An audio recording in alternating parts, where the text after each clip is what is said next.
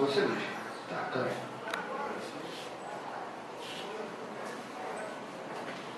Bom, tem uma pergunta aqui, se no período da ditadura militar ocorreram muitas torturas em São Gonçalo. Olha, o desafio da Comissão da Verdade é exatamente fazer o levantamento dos companheiros que residiam aqui em São Gonçalo, a 73DP, aquele prédio antigo da 73DP, que até há pouco tempo tinha lá escrito no seu portão carceragem cidadã.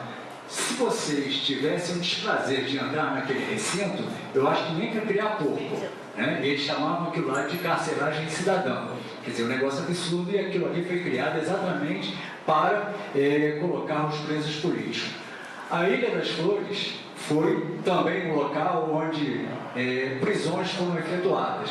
Se vocês não sabem, o terceiro VI tem um marco histórico, né? Ele foi presídio do Juscelino Kubitschek. Inclusive, a Ordem dos Advogados, junto com algumas outras entidades e alguns vereadores de São Gonçalo, nós estamos numa luta contra o projeto do ex-governador Sérgio Cabral, que quer, né, construir um negócio ali horroroso, né, que não serve, né, a população de São Gonçalo, né, e é uma luta que está sendo travada aqui em nosso município, e eu acho que é preciso, né, estarmos integrados, né.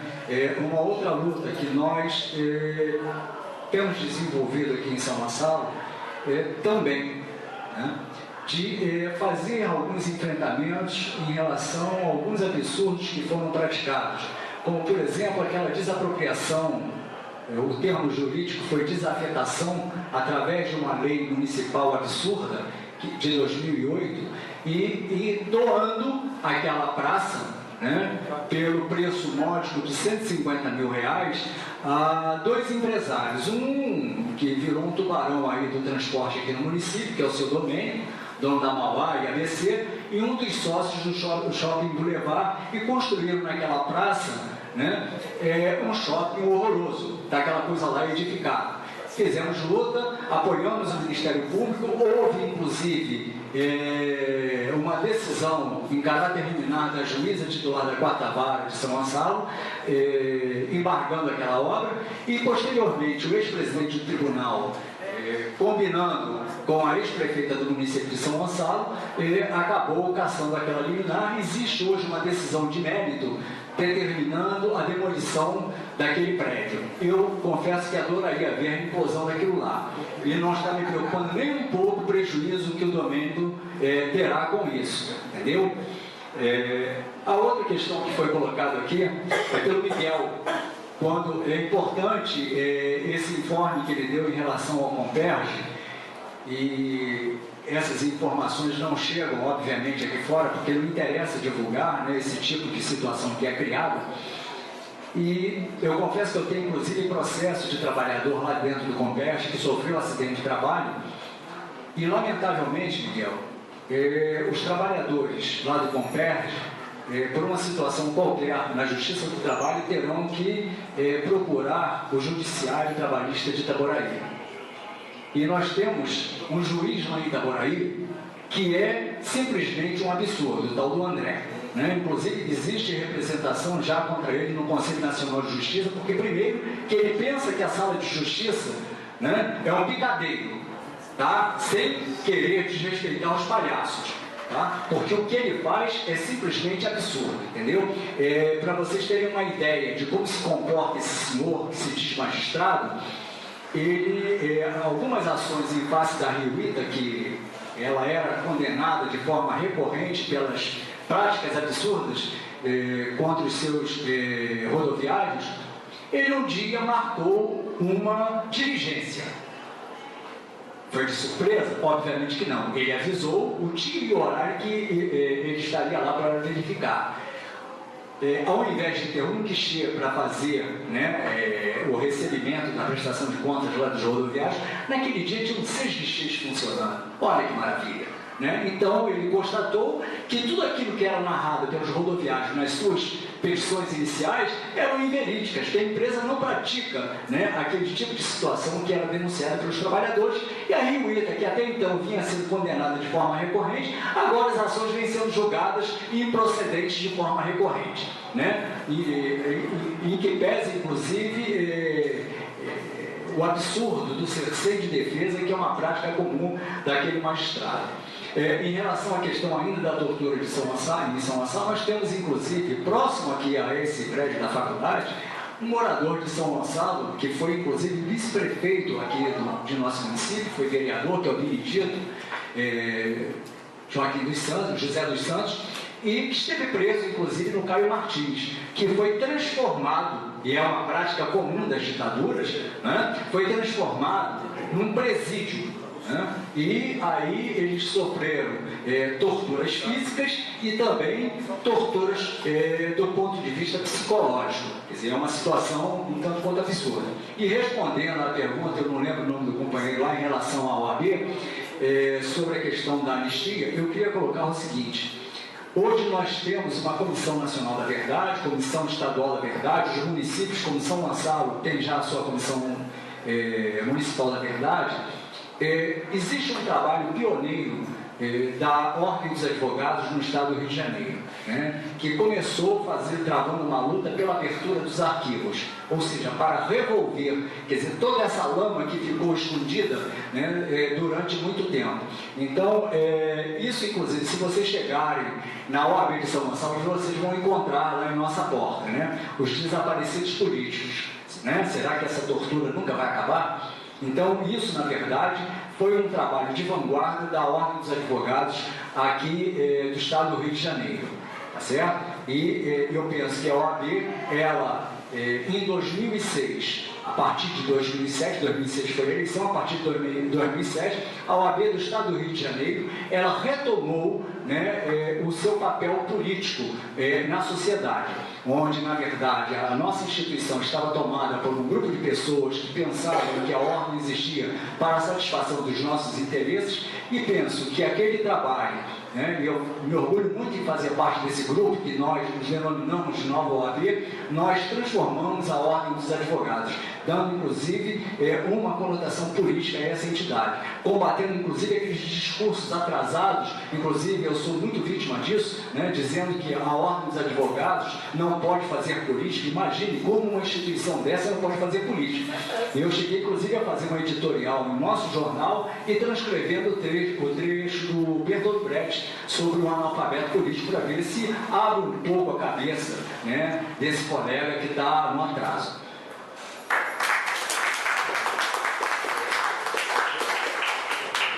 Companheiros, eu, antes de fazer minhas considerações finais, eu gostaria de registrar aqui o quanto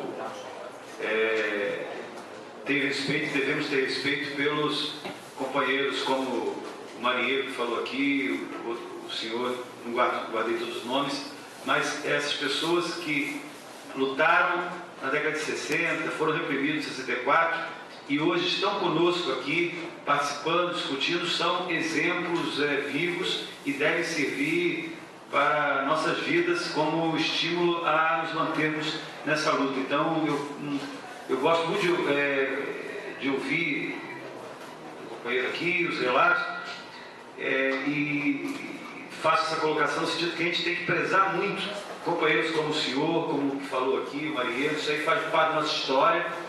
Benedito, né, que tem aqui, isso é muito importante. Segundo lugar, com a minha felicidade de ouvir aqui o presidente aqui da nossa subseção aqui de São Gonçalo, que expressa representante na nossa OAB, assim, na minha opinião, do que tem de ordem mais engajada. Sempre acompanho de longe o seu trabalho, não posso ter uma frequência aqui em São Gonçalo. Embora somos o mesmo grupo que é o Nova OAB, nós somos lá de trás. Nova OAB é um grupo que corria o estado todo, perdeu muitas eleições, só eu participei de 3, perdemos muitas eleições até a gente chegar na frente da hora. Então, minha registro por isso aí. Que eu acho que muito importante vocês terem a OAB aqui de São Gonçalo, dirigida pelo nosso companheiro Muniz aqui. Gente, as perguntas aqui, ó. Questão do mito e como combater o golpe. Gente, assim, eu não disse aqui que não tem que dar preocupação com golpe, nem que não possa ter golpe, não é isso. É que nesse quadro que estamos agora, minha avaliação é que a burguesia, os empresários, o grande empresariado não dá sinais de golpe. Quem aí está falando em golpe são as viúvas da ditadura, os setores marginais e tal. Setores marginais estão falando de golpe. O grande empresariado nesse Brasil, o grande empresariado, tem uma escolha que é majoritariamente o PT e o PMDB, e um setor deles aposta na candidatura do Aécio, mas o grande empresariado mesmo está com o PT, estão satisfeitos, porque os lucros crescentes, e a essa gente interessa os lucros, essa gente interessa o dinheiro. Então, agora, isso não quer dizer que eles não possam partir para uma situação dessa. Por essa razão, nós temos que valorizar muito, lutar muito e conscientizar muito a respeito das garantias democráticas. As garantias democráticas interessam a nós, a quem luta, a quem quer um Brasil melhor, a quem quer mudar as coisas. A democracia interessa a nós, a quem quer mudar, a nós. Organizar sindicato, poder falar nas ruas, poder falar aqui, poder fazer passeata, poder livre expressão. Isso interessa a nós. Quem viveu o final da ditadura militar, eu vivi em Muniz. Peguei o final, eu fui retirado de dentro de escritório de advocacia, quando eu era estagiário, no finalzinho da ditadura militar. Porque no 7 de setembro, no prédio de fundos, eles avaliaram que eu ia fazer eu ia jogar panfletos no desfile militar. Só que eu estava no prédio de fundos. Eles estavam me seguindo, eu entrei no prédio e eles acharam que eu ia fazer que seria uma idiotice, né? No prédio de fundos jogar um panfleto da Amaral Peixoto. Então, frisar isso, porque às vezes quem é mais jovem e tal, no final, não dá, vê como uma coisa abstrata. Não, a democracia interessa a todos nós. Agora, para ver, na medida que interessa, quem pode defender são aqueles que têm interesse nela, somos nós.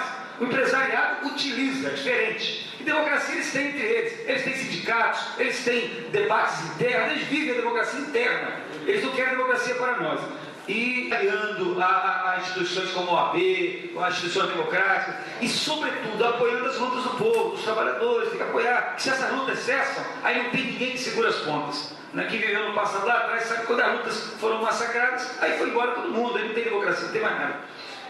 Então tem que apoiar a luta, não tenha dúvida. Comissão da Verdade, importantíssimo, fundamental. É a Comissão da Verdade, o Abrastemp, que vai resolver todos os problemas? Não é. Mas ajuda no debate, ajuda na descoberta de elementos, de situações, ajuda a contar a história que é escondida nesse país. Então, a Comissão da Verdade de São Gonçalo, fundamental, porque a cidade operária, aqui, uma comissão, na minha opinião, estratégica. Vou vir 10 de maio, toda certeza vou estar aqui. O mito, outra pergunta, como combater o mito? Gente, tem que fazer atividades. Porque, concluindo, começando por onde eu iniciei, eu não tenho preocupação, não tenho uma avaliação de ter nada para já, mas eu também compartilho e concordo com o seguinte: aquilo que fica, as ideias que ficam ali reacionárias, embora agora não tenham acolhida na burguesia, no grande capital, mas eles ficam ali e ficam batendo naquela tecla reacionária, tal. Se isso não for combatido, isso aí, em outro momento, se transforma num perigo maior. Agora, motivo de riso, não sei o quê, mas olha, isso é sério, isso é muito sério. Então, vou terminar a minha colocação dessa maneira, de que, já que o debate está em toda a ditadura e de garantias democráticas, nós, mais do que nunca nos 50 anos da ditadura, temos que valorizar e redobrar a luta pelas garantias democráticas nesse país e, sobretudo, aquelas garantias que dizem mais respeito ao povo, à luta dos trabalhadores. A Ordem tem uma campanha de desaparecidos políticos, mas também tem uma campanha de desaparecidos da democracia, que são os amarildos da vida. Então, essas duas campanhas têm que se juntar. Democracia, inclusive eu até faço proposta aqui, a gente pode ter um material que a gente traz, adesivos, desaparecidos da democracia, desaparecidos políticos. São duas campanhas que tem que, eu sempre falo, tem que juntar as duas campanhas, né? Porque elas nos ajudam tanto a entender como a combater os mitos que se querem criar, que se querem reproduzir. Vamos em frente, fazendo atividades assim, discutindo, que a gente anda para frente. E nós temos que andar para frente, contem conosco aqui. Obrigado.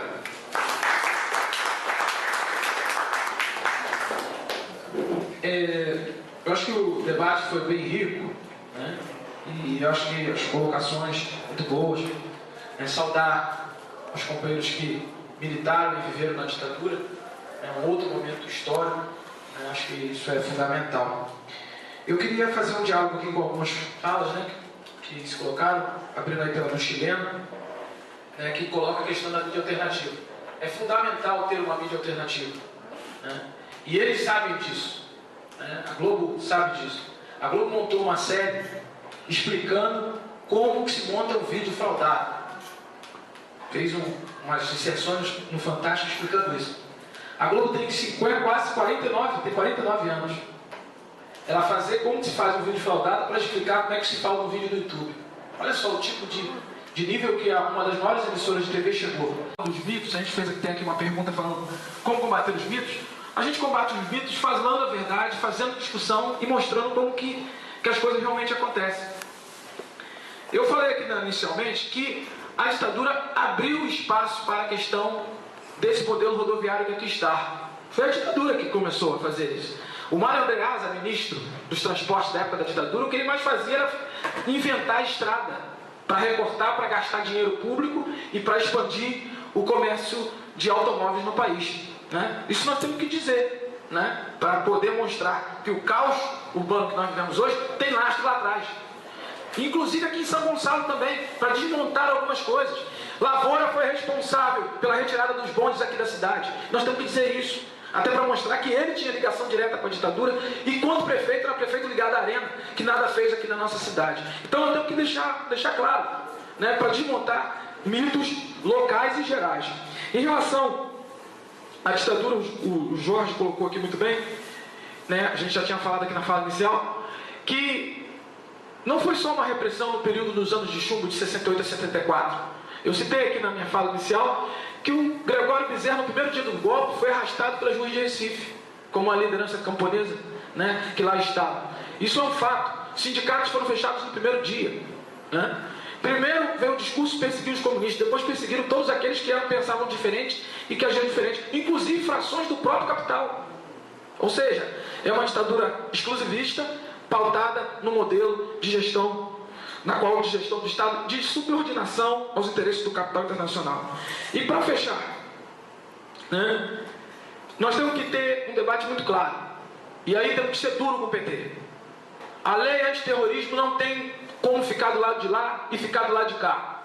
Ou ela acontece, e ela vai acontecer para ser serviço da FIFA, do grande capital, da luta contra os trabalhadores, ou ela não acontece e está a nosso serviço. Não tem meio termo. O PT tem um lado hoje, que é o lado de lá. E tem que ficar claro nessas denúncias, porque nós sabemos muito bem que muitos petistas dizem o seguinte: questionam parte do governo da Dilma, mas não questionam o que é central. Porque existe hoje na sociedade a criminalização dos movimentos sociais. E essa criminalização tem que ser combatida, porque pressupõe o princípio básico nosso de organização da classe trabalhadora. Hoje o Brasil vive em ebulição. Não é apenas as categorias organizadas que estão se mobilizando, mas também setores espontâneos. Basta ver que a cada momento tem um quebra-quebra num determinado local. É a população fazendo um ato contra a Ampla, é fazendo um ato contra a SEDAI, é fazendo um ato contra vários outros setores. E setores que não faziam greve, hoje começam a fazer greve, como é o caso da greve dos garis, como é o caso da greve dos operários em diversos lugares do Brasil, como é o caso dos rodoviários, como é o caso dos carteiros e outros setores do nosso país que estão se mobilizando. Agradeço o convite, agradeço a oportunidade. Temos que fazer mais debate e vamos junto com as categorias organizadas, com os trabalhadores que lutam e lutar contra a lei antiterrorismo, que é o AI-6 da Dilma, da FIFA e da Copa. Bem, a gente está encerrando o debate. A gente quer agradecer a vocês pela mesa produtiva. E como estudante de História, foi uma verdadeira aula, posso dizer aqui, porque História nada mais é do que você entender o passado para compreender o presente e mudar o futuro. Então, eu agradeço a vocês.